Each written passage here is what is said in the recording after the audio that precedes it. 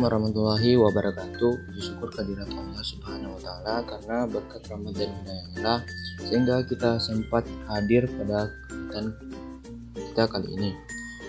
Yang dimana pada kesempatan kali ini saya akan membahas mengenai tugas saya, yaitu tugas perencanaan pembelajaran. Yang dimana di tugas perencanaan pembelajaran itu kita disuruh untuk menganalisis dua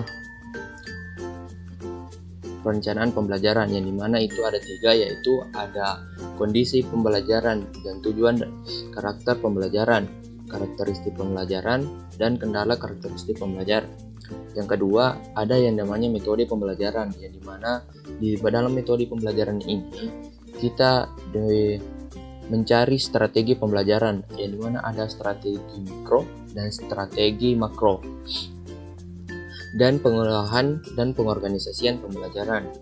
Tiga, ada hasil pembelajaran, yang dimana di hasil pembelajaran ini kita bisa melihat apakah efektif, efisien, dan bagaimana daya tarik mahasiswa atau siswa dalam cara kita mengajar.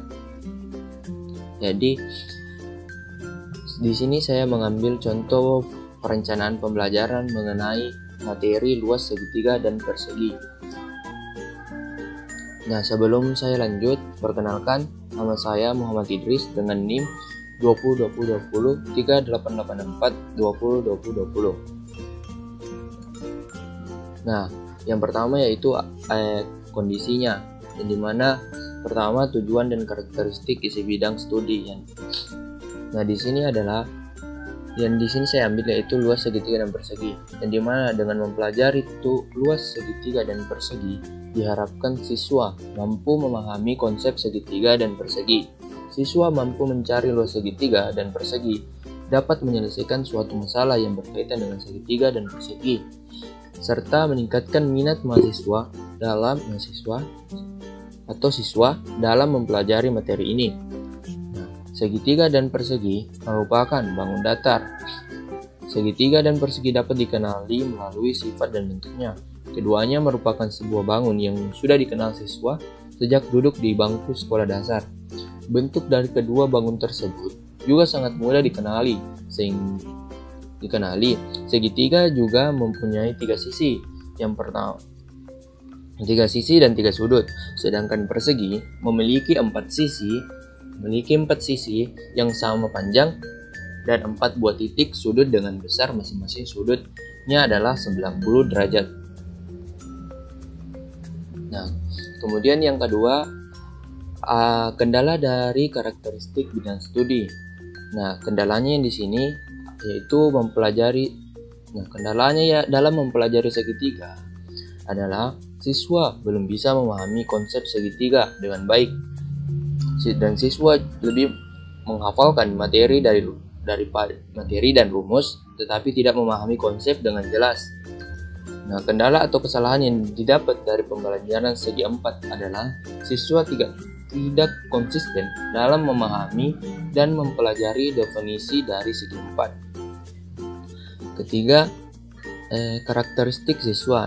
Nah, karakteristik siswanya yaitu latar belakang pengalaman yang dimiliki siswa, diantaranya kemampuan umum, tingkat kecerdasan, gaya belajar, motivasi, ekspektasi terhadap belajar, dan emosional. Ya, selanjutnya ada metodenya.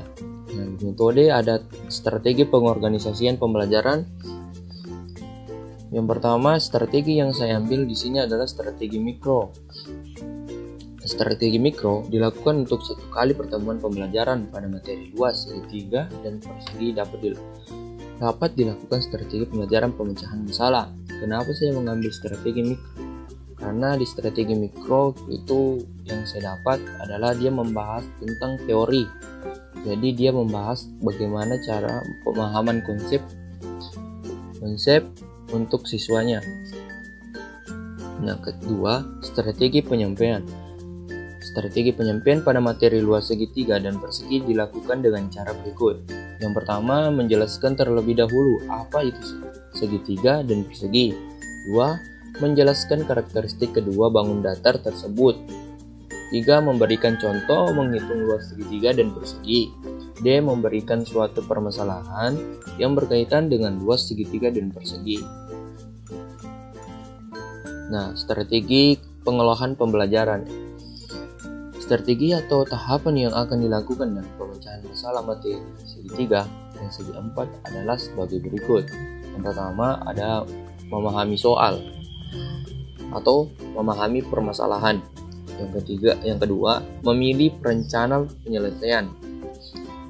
Yang ketiga, menerapkan rencana. Dan keempat, memeriksa jawaban. Tentunya kan kalau yang terakhir itu ya memeriksa jawaban atau hasil pembelajaran. Nah, keterakhir itu adalah hasilnya.